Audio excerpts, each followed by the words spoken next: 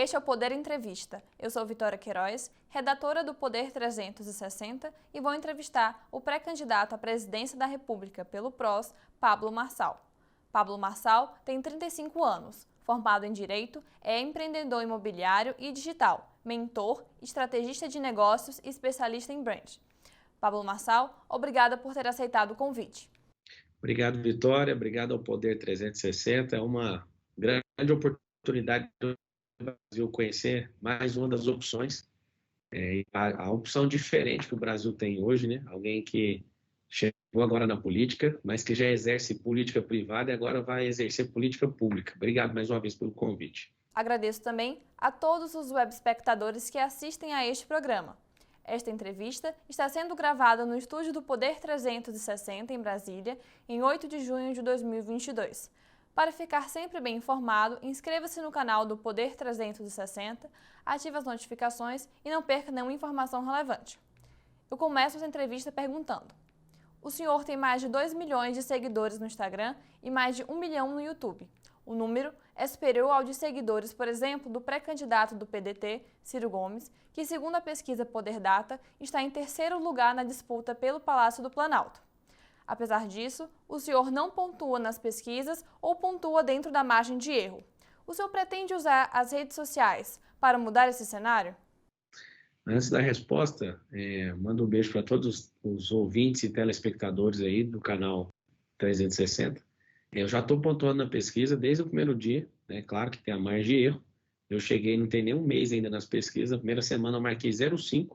Depois de 10 dias eu comecei a marcar 1 ponto.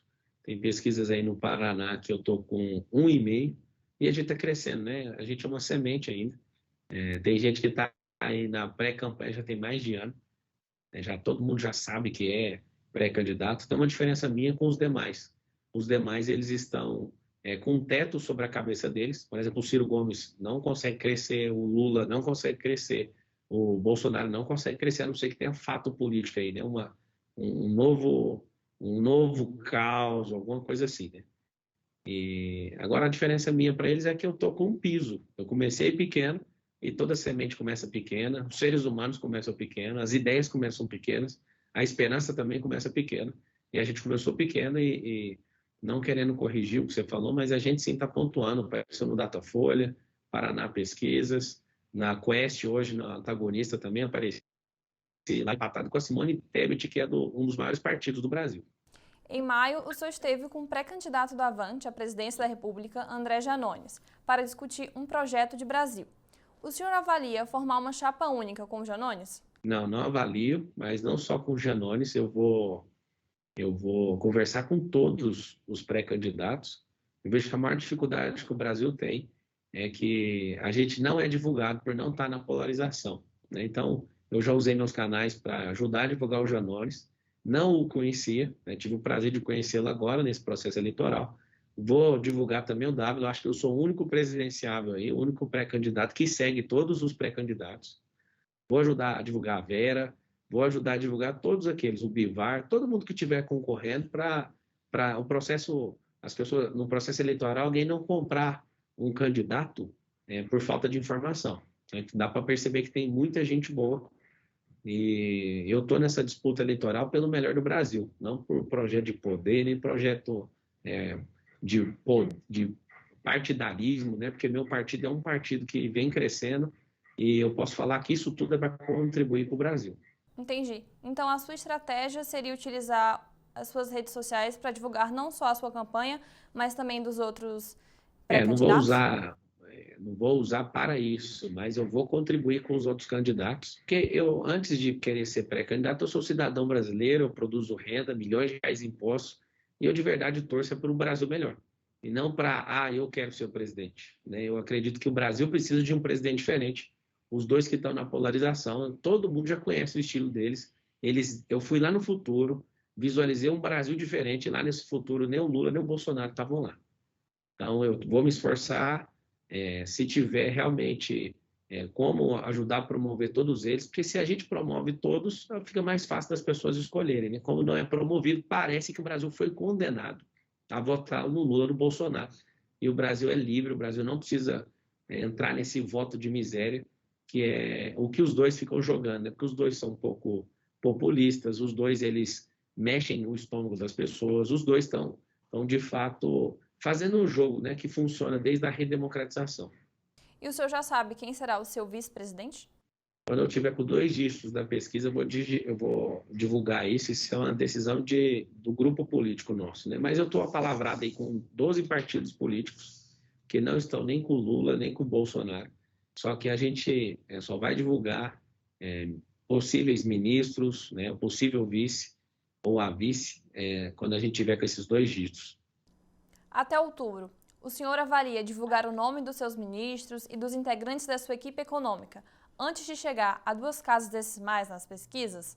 Passar no Ciro Gomes é até um alvo nosso aqui como partido, como grupo político que a gente está envolvido. Tem muitas pessoas, tem centenas de pessoas já envolvidas nesse projeto. Quando a gente bater os 2 dígitos, a gente vai divulgar. Em suas redes sociais, o senhor já afirmou que não é antipetista, porque, abre aspas, quem é anti alguma coisa para de prosperar, fecha aspas, considerando os resultados das pesquisas mais recentes. Em um eventual segundo turno entre o ex-presidente Lula, do PT, e o atual chefe do executivo, Jair Bolsonaro, do PL, quem o senhor apoiaria? Olha, minha mente está aberta justamente para alcançar a cadeira no Planalto. Eu não crio possibilidades, como isso é um cenário imaginário, eu não deixo o meu cérebro criar esse canal imaginário. Então, só no dia 2 que a gente pode discutir esse assunto, 2 de outubro. O senhor está fazendo uma transição da vida empresarial para a política. É a primeira vez que o senhor está concorrendo a uma eleição. Por qual razão o senhor optou por concorrer ao Palácio do Planalto e não a outro cargo do Legislativo ou até mesmo do Executivo Estadual? Eu percebi que o Brasil vai entrar numa furada mais uma vez, e eu vejo pessoas de altíssimo calibre, de excepcional competência como gestores, mas que não têm coragem. Ninguém quer comprometer seu próprio patrimônio. Está aqui uma diferença entre eu e os da polarização. Eles nunca construíram riqueza. Está aqui uma diferença entre eu e os dois da polarização. Os dois nunca construíram riquezas. Eles estão aí vivendo de política. Os dois não entendem de produção, os dois não entendem de empresa, os dois não entendem de geração de renda. Isso eu digo na realidade, porque é o setor privado que faz isso. O governo, ele fica com uma parte daquilo que a gente produz. Então, assim, como eu percebi que o Brasil não está crescendo, ele está estagnado nesses últimos 10 anos, e os 2 principais candidatos hoje, eles não têm um plano de levar o Brasil para o próximo nível, eu tive que parar o que eu estou fazendo, observando também as pesquisas aí, 60% do eleitorado não suporta nem Lula nem Bolsonaro e não quer votar neles, e declararam que vão votar em uma outra pessoa caso apareça. Então, os políticos que estão aparecendo nem conseguiram engrenar, como o Dória.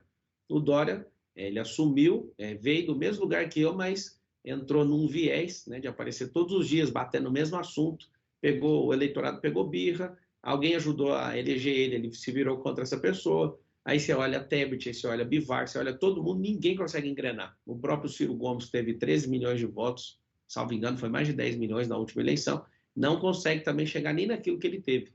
Ou seja, as pessoas querem algo novo, e é isso que arde no coração delas, e eu percebo que esse é um tempo, eu estou aqui para servir os melhores dias da minha vida, né, da minha família, de tudo que eu tenho produzido para servir a nação brasileira.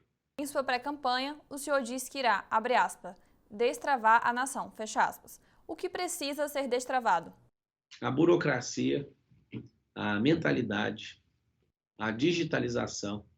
A gente precisa de desburocratizar os processos, né, através de reforma administrativa. Não faz sentido um Estado tão inchado, com tanta tecnologia, com tanta disponibilidade de recursos que a gente tem, a gente precisa destravar. E não é fácil destravar. Uma pessoa, por exemplo, que está no emprego, a gente precisa de pegar uma parcela de pessoas que estão empregadas e estimular elas a empreenderem. Aí alguém fala, ele é empresário, ele quer que todo mundo vire negativo. Alguns empresários também, eles têm que fazer o legado e talvez vender essas empresas e partir para o investimento. Porque a vida, ela é uma transição. Ninguém vai ficar parado no mesmo lugar. Então, a pessoa, depois que ela cumpriu a força produtiva dela, ela vai para a fase de desfrutante, que é o que a gente chama de aposentado. Então, o Brasil precisa de ter uma escalada social. O governo que está aí na frente das pesquisas, o ex-presidente, ele alega que tirou pessoas da pobreza. Quando você tira alguém da pobreza, a pessoa não volta. Então, na verdade, ele ludibriou as pessoas da pobreza, porque se tivesse tirado, a pessoa não volta. Dar comida para quem está com fome é muito bom, mas a comida, depois que acaba, a pessoa volta a ter fome. Então, o que ele fez, não fez nada de escalada social. E o que queima no meu coração é fazer as pessoas assumirem o governo na vida delas. Quanto mais governalistas, desde o dia 1º de maio eu lancei esse movimento, no dia do Destrava da Nação, no estádio de futebol, a gente levou 20 mil pessoas. E lá, né, no mesmo dia, o Lula estava com 5 mil pessoas no estacionamento do Pacaembu, o Bolsonaro com 10 mil na Paulista e eu estava com 20 mil no estádio de futebol aqui em Barueri, São Paulo. O que acontece?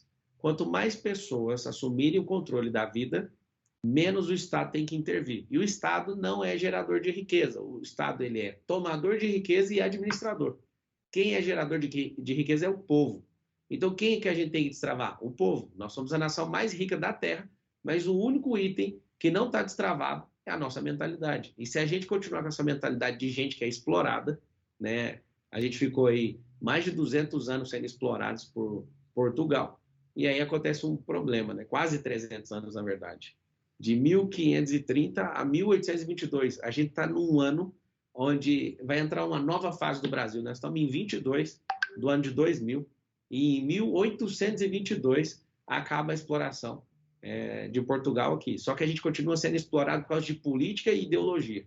Não que política queira alienar ninguém, mas como o povo não tem mentalidade, o governo acaba sendo alienado por tudo. E é por isso que eu vim para o meio político.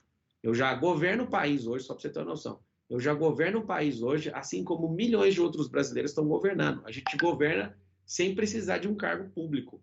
Eu já promovo política pública, só que de forma privada. Então, a política pública só existe porque tem várias pessoas em vários terminadores, são várias empresas, são vários trabalhadores produzindo e governando o país, né? O governo do Brasil não é de um só homem. Então, eu me coloquei à disposição para levantar a mentalidade desse povo, para mudar de fato e a gente guinar essa nação para o próximo nível. A taxa de desemprego no Brasil vem caindo nos últimos meses. Em abril, voltou ao patamar registrado durante a gestão da ex-presidente Dilma Rousseff. No entanto, o país ainda tem 11,3 milhões de desempregados.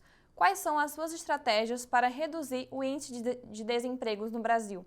A primeira coisa que a gente tem que fazer a longo prazo, e até chegar no curto, a longo prazo é colocar no ensino fundamental, no ensino médio, a questão de ensinar sobre empresarização. No ensino superior, abrir uma perna não só para a graduação, mas para a virtualização, que são as profissões do futuro, e a terceira perna, que é fazer as pessoas aprenderem a empreender. Isso não é ensinado hoje na nossa grade nacional curricular, não existe isso. Ninguém aqui, nós temos 19 milhões de empresas, e eu volto a falar, existem as empresas rurais, essas empresas, elas simplesmente, elas correspondem a um terço do PIB nacional. Então, todo o universo rural, ele só consegue representar um terço do PIB, porque são empresas. Aí eu faço um exercício com você que está ouvindo, está assistindo. O que seria do governo federal, do estadual, do municipal, se não existisse empresas? Como eu disse, o Estado não é gerador de riqueza, ele é administrador de riqueza. Ele é tomador de riqueza através de imposto. O que a gente tem que estimular? Nos próximos 4 anos, a abertura de 1 milhão de empresas a mais por ano. E aí que tem um problema. A gente não consegue sustentar as empresas abertas. Quase 87% das empresas são fechadas até o 3º ano de vida da empresa. Imagina. Então, como que a gente faz para reduzir o desemprego? Abertura de novas empresas, estimular nisso, né, a longo prazo, a médio prazo, criar programas dentro das empresas para estimular pessoas a abrirem empresas também. Eu já tenho aberto os olhos de milhões de pessoas em relação a isso, talvez tenha sido um dos precursores disso, de fazer as pessoas continuarem avançando, né, na escalada social. Você que está ouvindo, o Brasil é o país que tem a maior inversão social do mundo, onde gente fica rico muito rápido e gente fica pobre também muito rápido. Quando você fala que o desemprego caiu, na verdade está acontecendo um movimento chamado A Renúncia. Depois, se quiser olhar no texto que o Nubank produziu esse mês passado, a renúncia é o seguinte: cresceu a quantidade de pessoas que estão pedindo demissão de forma voluntária para empreender. E aí, o terceiro ponto que a gente tem que fazer é pegar a quantidade de pessoas que estão desempregadas e qualificá-las. Nós temos que criar um programa de qualificação e usar a internet para isso, ao invés das pessoas ficarem só consumindo TikTok, Reels, a gente tem que fazer o governo federal e os estados aplicarem uma força, né, uma energia no âmbito digital para treinar pessoas, para qualificar elas. Então, a gente tem um grande desafio e eu falo para vocês, tem 11 milhões de desempregados, mas tem emprego para todo mundo no Brasil, só que falta qualificação. E o estilo de governar, de não promover as pessoas, faz com que a gente não tenha essa diferença na questão do desemprego. Então, vai ficar sempre com esse número aí flutuante de 10 milhões, 11 milhões, 12 milhões, se a gente não aplicar uma política agressiva de ensinar, de estimular desde a infância até as grandes empresas hoje. De acordo com o último Boletim Focus, divulgado pelo Banco Central, a inflação em 2022 deve fechar em 8,89%, a qual já é sentida no preço dos alimentos. Se o senhor for eleito, como pretende lidar com a inflação? A inflação significa menos dinheiro circulando, menos gente movimentando, menos mercadoria sendo produzida, menos retroalimentação do sistema. O que a gente tem que fazer? Pegar os principais alimentos, né? Você tocou nesse assunto do alimento, que está travando a economia e diminuir o imposto deles. Tem que fazer isso. Nós somos o maior produtor de alimento, o terceiro maior produtor de alimento do mundo, né? A gente só fica atrás da China e dos Estados Unidos. É interessante porque a gente, sendo o terceiro maior produtor de alimento do mundo, hoje saiu aí uma notícia triste que tem 33 milhões de pessoas que estão na miséria e na fome extrema. Não faz sentido isso, né? Então, a carestia que tem atacado as famílias que têm recurso e famílias que estão sem recurso, a gente precisa ter uma sensibilização dos governos, tanto federal, estadual e municipal, para pegar os principais alimentos e baixar impostos. E não é um milagre isso, a gente precisa de fazer isso, mas como eu falei na resposta anterior sobre a abertura de empresa, quanto mais energia a gente coloca na roda chamada mercado, menor a inflação. Se você atravessar a divisa aqui para a Argentina, você vai ver que a inflação vai fechar em 65%. Nós somos um país que já experimentamos a hiperinflação e a gente não quer voltar nisso nunca mais. O que a gente tem que fazer? Saímos de uma pandemia, o mundo inteiro saiu. Agora, os sinais de recuperação, eles vêm, o sinal da recuperação vai ser estabelecido através de energia que o governo ajuda as pessoas e incentiva elas na desburocratização de abertura de empresa, de esperança, né, de contratos. Né? O governo também é um grande determinante aí na questão de progresso com infraestrutura. O governo tem que voltar a investir em infraestrutura. Às vezes as pessoas pensam que é só a pandemia, mas esse governo atual não conseguiu fazer nenhuma obra própria. Hoje tem mais de 20 mil obras paradas no Brasil. Em 2016, chequei um histórico com um senador do meu partido, ele criou uma comissão, em 2016 tinha 22 mil obras paradas. O que significa isso? O desemprego cresceu porque a infraestrutura não está avançando, a gente não consegue escoar grãos, a gente está com sérios problemas aí em questão de infraestrutura. Isso atrapalha muito a inflação. A gente vai bater muito nessa tecla para subir a energia do país. Quais são as diretrizes do seu plano econômico para o Brasil? Bom, a primeira diretriz do plano econômico é geração de novas rendas e emprego. Não existe nenhuma ação social, não existe nada mais poderoso no mundo do que geração de emprego. Se eu gero um emprego, eu gero energia. Hoje, inclusive, não tem essa crescente de emprego, porque você paga R$ 1.500 para o funcionário, tem que pagar R$ 1.500 para o governo. A gente tem que diminuir isso, senão a gente não consegue aumentar o salário das pessoas. A gente vai aumentar o salário das pessoas e vai empregar mais, gerar mais renda. A renda entra na economia e começa a fazer a roda girar mais rápido. Essa é uma das principais formas. Outra coisa que a gente tem que fazer na economia é diminuir esse endividamento interno. Nós temos 360 bilhões de dólares na reserva internacional, ou seja, a gente tem antecipação no FMI, no mercado internacional, e no interno a gente deve 78%, quase 80% daquilo que a gente arrecada. Isso é alarmante. O que a gente tem que partir? Para quem não sabe, está ouvindo a primeira vez, essa dívida de quase 80% daquilo que arrecada é só com praticamente 200 famílias no Brasil.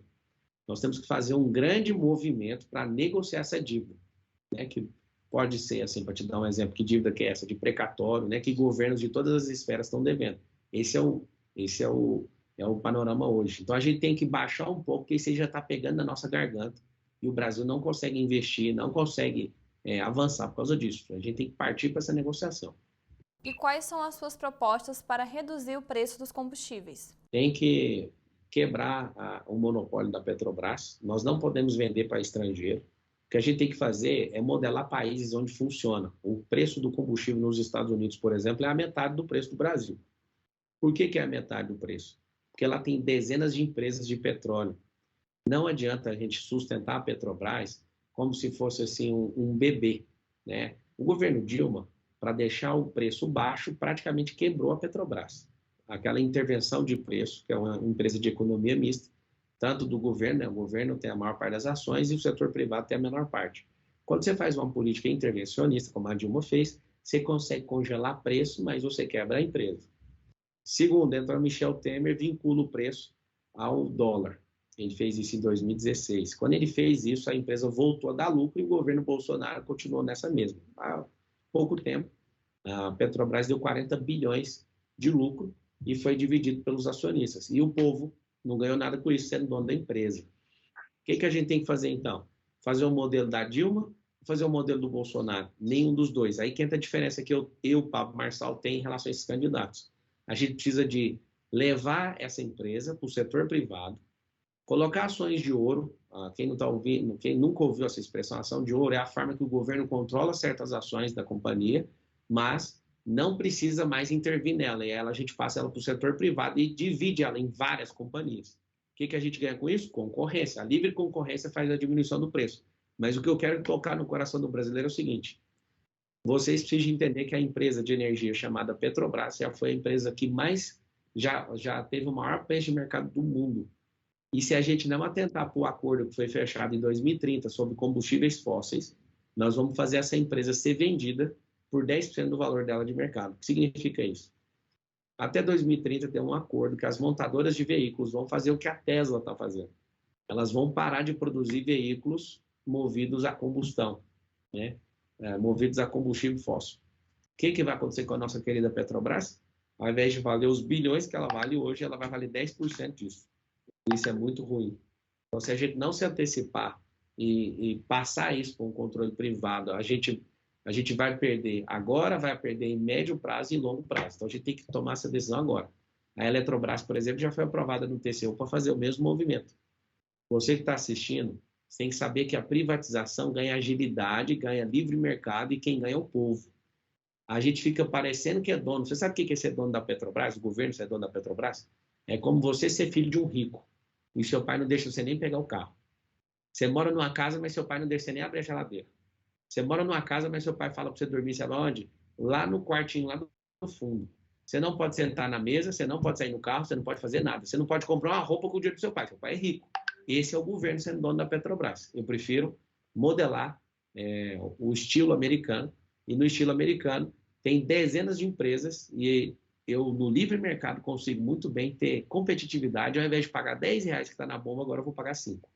Entendi. Em quanto tempo o senhor acha que essa privatização vai levar durante o seu governo? Não é a questão da minha privatização ou no meu governo. Tem que obedecer toda a legislação em relação a isso. Aprovado no TCU, acredito que, de forma dinâmica, em menos de um ano isso acontece. A economia brasileira, ela não é um jet ski para você apertar, virar o volante, o guidão, né, do jet ski e já mudar de direção. A economia é um transatlântico, ele não vira de uma vez. Então, coisas que você não acertou há 2 anos atrás, está refletindo agora. A economia, ela vai numa velocidade bem lenta, porque ela é grande, é uma economia de trilhões. Então, não é uma economia de 4 milhões, é uma economia de 4 trilhões. Então, eu imagino que dentro de 2023 isso é possível fazer. E agora falando sobre educação. Um exame realizado pelo Ministério da Educação com estudantes do ensino médio, feito para medir o impacto da pandemia, mostrou que apenas 27% dos alunos acertaram questões de matemática básica, enquanto em relação à língua portuguesa, o desempenho dos estudantes foi inferior a 60%. Quais as estratégias do senhor para reduzir os impactos educacionais provocados pela pandemia? Olha, eu tenho escola infantil, e eu posso falar para você o seguinte: eu também sou professor, tenho quase 400 mil alunos na internet, com muito carinho, conquistei assim, os primeiros alunos eram 20, depois foi 30, 50, 70, 200, 500, 1000, e foi subindo até chegar a quase 400 mil. Por que eu tenho esse tanto de aluno? Porque eu gosto de ensinar. E as pessoas, os novos alunos sempre vêm pelo resultado dos outros. Por que está desse jeito no ensino público? Está desse jeito porque ninguém tem recompensa nenhuma. Quando você vai ensinar no ensino público e ninguém tem recompensa nenhuma, a única coisa que é falada é passar de ano, e você tira a possibilidade da pessoa reprovar, não tem nenhum tipo de punição. Então, o que você acha que vai acontecer? As pessoas elas não têm recompensa nenhuma, nem punição nenhuma, o ensino vira um lixo.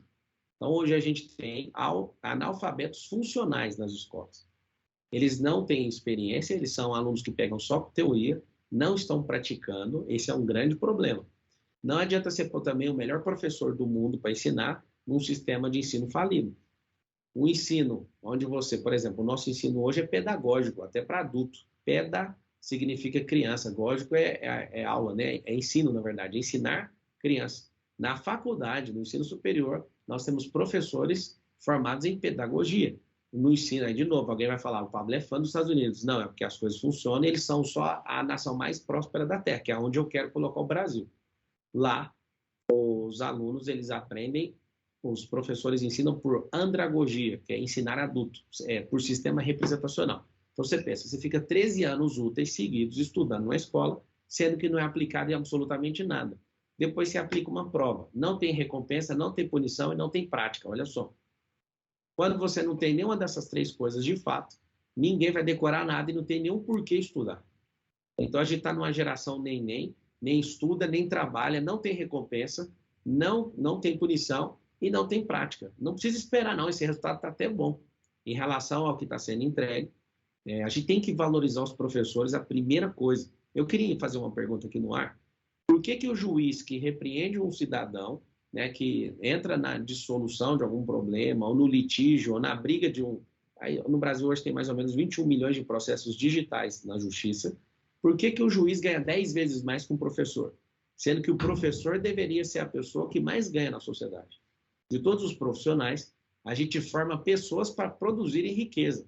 Só que a gente paga muito mal um professor, a gente não põe em prática dentro do ensino, então a proposta clara, objetiva e reta vai ter que reestruturar todo o ensino. Aí alguém fala, mas precisa ser muito abrupto. Não, precisa alfabetizar as crianças no ensino infantil, que não é alfabetizado, isso aí é uma perda gigantesca, neurologicamente falando.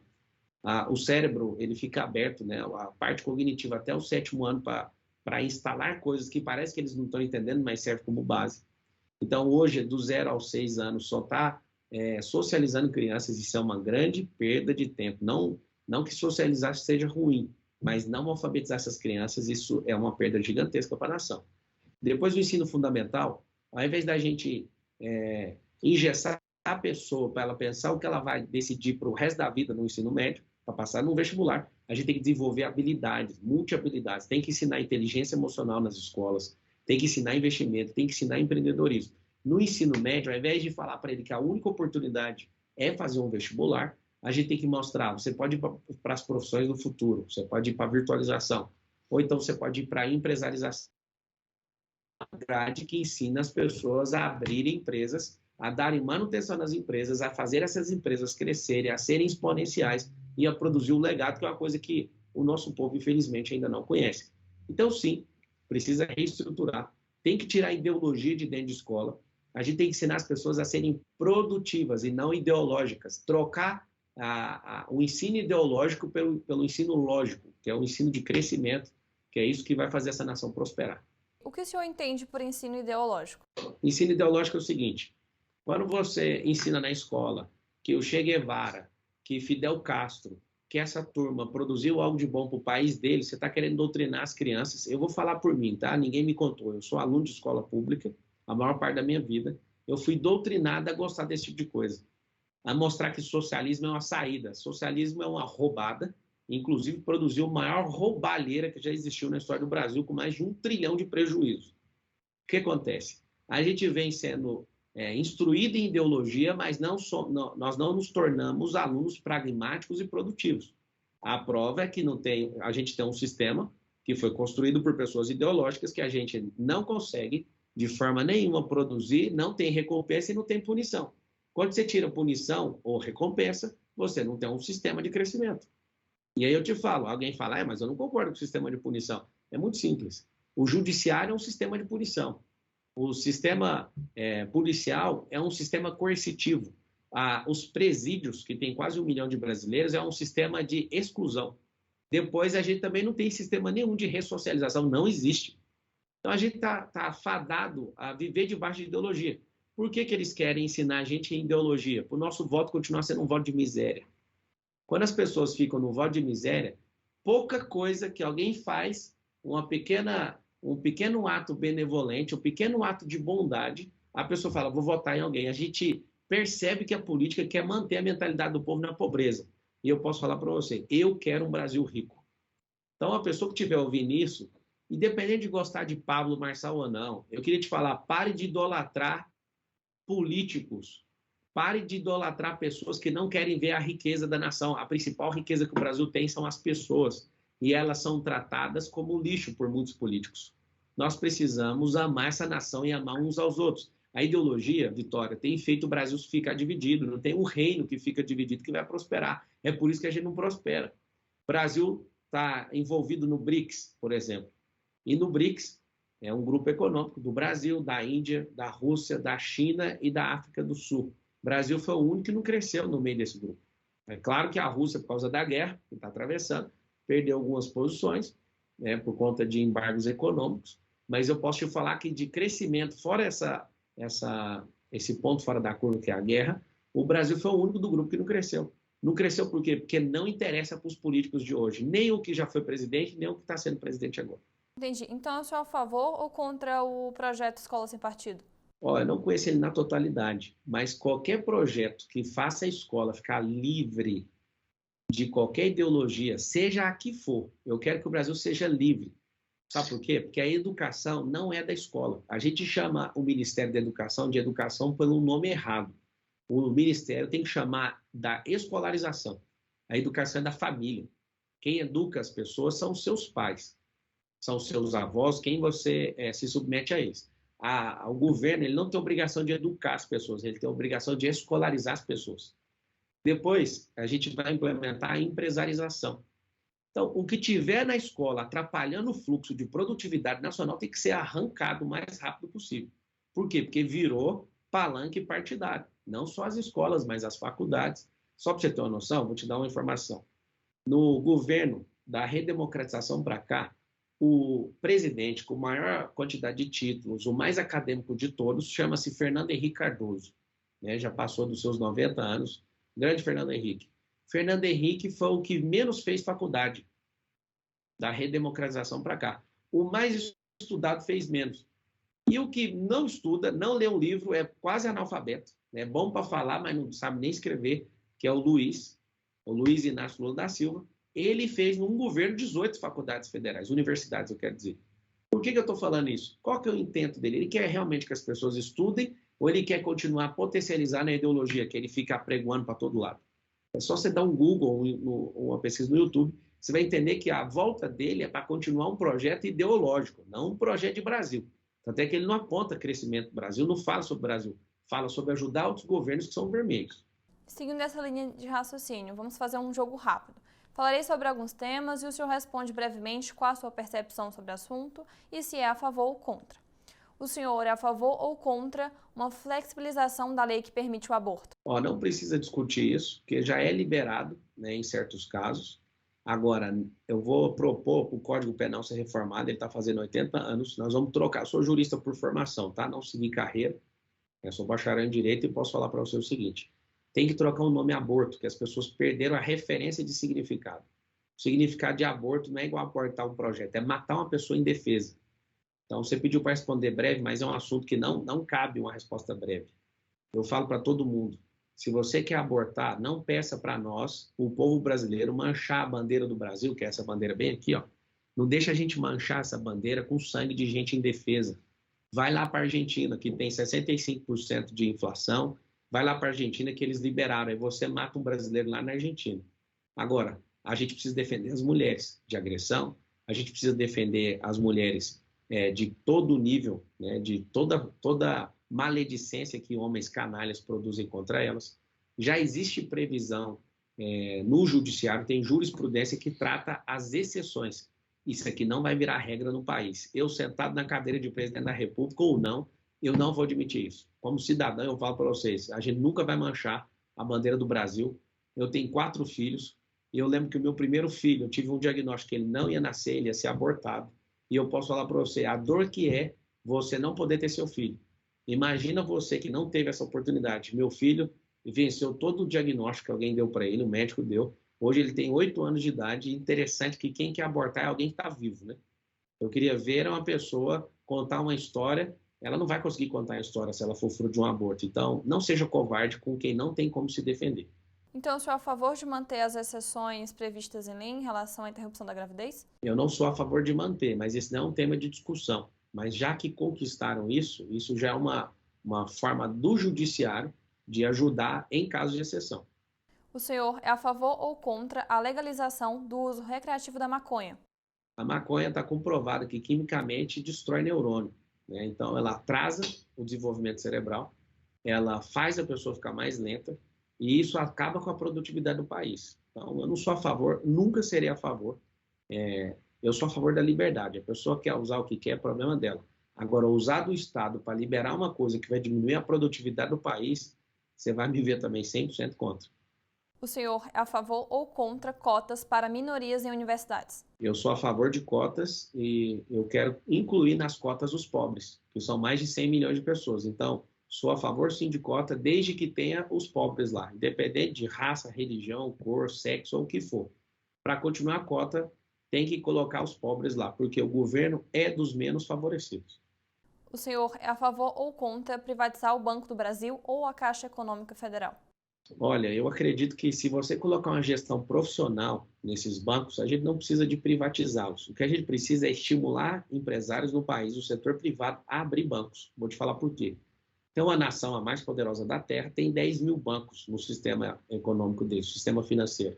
O Brasil tem 150, mas só tem 6 grandes bancos que dominam a nação, e com lucratividade multibilionária em dólar. O que a gente precisa não é preocupar em privatizar. O que a gente precisa é modernizar e digitalizar, porque o que a gente gasta com infraestrutura de Caixa Econômica e Banco do Brasil não está escrito nas estrelas. O que a gente precisa é seguir os caminhos de banco digital e começar a recuar com infraestrutura, que tem gastado muito dinheiro público, e esses 2 bancos ajudam a financiar o crescimento do país. Inclusive, eu sentado na cadeira de presidente da República, vou fazer expediente tanto com o superintendente do Banco do Brasil como da Caixa para liberar projetos, e eu serei conhecido como o presidente que mais tocou obra na história desse país. O senhor é a favor ou contra as regras das leis trabalhistas, a CLT? CLT foi feita em 43, na década de 40 por Getúlio Vargas. Naquela época foi um grande avanço. Só que se eu ligar para qualquer empresário amigo meu que tem empresa em qualquer continente, ninguém quer vir para cá. Por quê? Porque é tanta regra, que é tanta burocracia na contratação, é tanto direito que ninguém sabe o direito, então fiquei embolado. O que a gente tem que fazer? Em 2016, o Michel Temer ele fez uma mini reforma trabalhista, com 293 tópicos na reforma. Foi muito boa a reforma, foi liderada por um juiz federal lá de Curitiba, o Marlos Melec. Teve um grande avanço, inclusive o Luiz está prometendo revogar isso. Isso fez com que a gente gerasse oportunidade de emprego. O que é o principal direito que a gente tem que deixar claro para todo mundo, todo trabalhador? É ter emprego. Você vai olhar para legislações mais modernas, lá contempla o seguinte: toda a normatização do sistema trabalhista cabe numa folha de A4. A nossa precisa de 20 mil folhas para imprimir a legislação. E muita gente nem sabe o que se trata. Então, a gente não precisa de criar uma reforma, a gente precisa refazer isso. Eu vou explicar para você olhando para outra lei. Em 1916, era o Código Civil nosso, de Clóvis Bevilacqua. Ele só foi reformado em 2002. O Código Penal é de 40, Getúlio Vargas. Vai fazer agora, está fazendo agora 80 anos. A legislação trabalhista também, 80 anos. Não faz sentido a gente não reformar. Para um país continuar avançando, de tempos em tempos, a gente tem que reformar. A Constituição Federal já foi reformada 7 vezes, com novas constituintes. A gente precisa, nesses próximos 10 anos, antes de virar 2030, ter uma nova Constituição Federal, ter um novo Código Penal. A gente precisa de atualizar esse país, senão a gente não avança. O senhor é a favor ou contra a reforma administrativa, que torna mais fácil, por exemplo, a demissão de funcionários públicos? Olha, a gente não precisa de demitir um único funcionário público. O que a gente tem que fazer é trazer tecnologia e focar na diminuição de infraestrutura. A gente já percebeu que com a internet a gente pode mandar muita gente trabalhar de casa. E isso tem isso tem a adesão de muitos funcionários, né? Vários funcionários públicos têm gostado disso, tem aumentado, inclusive, a produtividade. Se você é uma pessoa que entende que a gente tem que ser dinâmico para melhorar a entrega do funcionalismo público, a gente sim vai para uma reforma. Vou te dar um exemplo. A gente pode muito bem criar a fusão da Justiça Federal com a Justiça do Trabalho. Eu não sou contra a Justiça do Trabalho, mas imagina numa cidade que tem 100 mil habitantes, ter um prédio da Justiça Eleitoral, da Justiça do Trabalho, da Justiça Comum, da Justiça Estadual, da Justiça disso, da Justiça Federal. Aí você olha, tem 10 funcionários para fazer a mesma coisa e não tem fluxo de gente nesse tanto de prédio. Então, a gente pode juntar isso tudo num prédio só, dividido por pastas, fazer algumas fusões, como a Justiça do Trabalho com a Justiça Federal, por exemplo. A gente pode muito bem pegar a Justiça Eleitoral e fundir ela com a Justiça Comum. Aqui no Brasil é o único dos grandes países que tem Justiça Eleitoral separada de Justiça Comum. O que a gente precisa? Otimizar a máquina do Estado. Você sabe o que a gente ganha, você que está assistindo? Se a gente conseguir fazer a reforma administrativa, não tem um homem nem uma mulher nesse país que deu conta ou que nem discutiu esse assunto. Se a gente de fato fizer isso, a gente tem um ganho, a gente pode cobrar menos imposto. O senhor é a favor ou contra o projeto de lei contra fake news em tramitação no Congresso? Sou a favor de coibir, né, de responsabilizar. Isso também está dentro da proposta de reformar o Código Penal, porque hoje as fake news elas têm mudado o destino de várias pessoas e destruído reputações. Então, assim, isso tem que caber para políticos, isso tem que caber para a imprensa, né? Muitas vezes a imprensa de forma irresponsável, não o grupo coletivo, mas algumas pessoas, em todas as classes acontece isso. Então, tem que sim responsabilizar, tem que expor, não só dar o direito de resposta, mas ser responsabilizado o veículo, ou o partido, ou o governo que produz esse tipo de material. O senhor é a favor ou contra a reforma tributária? A reforma tributária, ela foi feita ela foi embarrigada, né? Por pouco aí, nos próximos 10 anos, a gente precisa fazer uma reforma pensando em 50 anos. Senão, a gente, com endividamento de quase 80%, a gente vai quebrar esse país. Então, não é que eu sou a favor, não. É uma emergência para o país. E na sua avaliação, o que precisa ser alterado na segurança pública? Segurança pública, item assim, que tem que mexer hoje à noite, né? Se o Brasil escolher Pablo Marçal como presidente do país, 1º de janeiro eu vou sentar e vou tratar isso no dia 1º. Unificação de sistema. Você tem uma noção? Sentei com a Associação Brasileira dos Delegados de Polícia Federal e eles estavam reclamando para mim, eu ouvi atentamente tudo que eles precisam.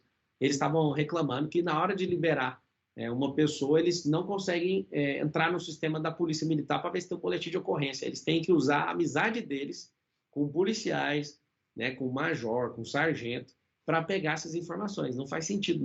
No tempo da tecnologia, da informação, hoje um cidadão que tem um celular nas suas mãos tem mais informação tecnológica do que o presidente, tem mais acesso do que o presidente dos Estados Unidos na década de 90. Então, o que a gente tem que fazer? Unificação dos sistemas. Não precisa fazer unificação de polícias, como muitas pessoas querem fazer. O que a gente tem que fazer também é dar honra para os policiais que têm coragem de ir para o combate. Hoje a gente está tendo informação, formações de policiais que não têm coragem mais de ir para o confronto. A gente precisa de dar recompensas. A gente precisa ser duro em punição para quem é desleal com a corporação, mas a gente tem que dar recompensa para quem tem coragem. Vou te dar um exemplo. Um dos meus seguranças, um PM, e ele foi para o confronto, abriram fogo contra a barca dele, né, contra o carro dele, numa operação, e aí ele, o grupo, né, acabou infelizmente abatendo esses bandidos, estavam com metralhadores e tudo. O que aconteceu? Ele agora tem que pagar do bolso dele R$30 mil de advogado para se defender. O Ministério Público pegou e foi atrás. Acho justo acontecer tudo isso, mas o Estado que tinha que bancar. O cara está com a farda em nome do Estado defendendo a sociedade. E aí o que acontece? O policial, quando passa por isso uma vez, ele fala, nunca mais eu vou para o confronto. Agora você está vendo a criminalidade engolir a polícia. Como proteger o meio ambiente e, ao mesmo tempo, promover o desenvolvimento da Amazônia? O desenvolvimento da Amazônia, vou falar uma coisa que ninguém tem coragem de falar, mas a gente tem que tomar cuidado com caras igual o Elon Musk, que vinha aqui oferecer conectar 19 mil escolas como se a gente fosse povo carente. Na verdade, ele está vindo aqui para mapear minério. Né? Alguém que está indo para a Lua está atrás de minério, para Marte está atrás de minério, alguém que fez a indústria automobilística se colocar curvada diante dele, ele está atrás de minério. E isso não foi revelado, inclusive eu recebi de alguns parlamentares que eles vão convocar o governo federal, através do ministro que trouxe, o Elon Musk, para saber o que está acontecendo. Então, a gente tem que defender, a gente tem que mapear todos esses garimpos ilegais. A gente tem um problema de extração ilegal, de venda ilegal, e o Brasil só perde com isso. Então, na Amazônia tem problema com madeireiro, a gente tem que colocar drones, a gente tem que pegar os nossos satélites e mapear toda a Amazônia, não só a Amazônia, mas toda a floresta. A gente tem um país muito rico em floresta. E aí, o que a gente tem que fazer? A gente, para o meio ambiente, a gente, na agricultura, que move 1/3 da nossa riqueza como país, a gente tem que pegar nossa 8.000 quilômetros de costa marítima e tem que desenvolver projetos de mini usinas de dessalinização para fazer água do mar virar água para a agricultura. A gente precisa disso.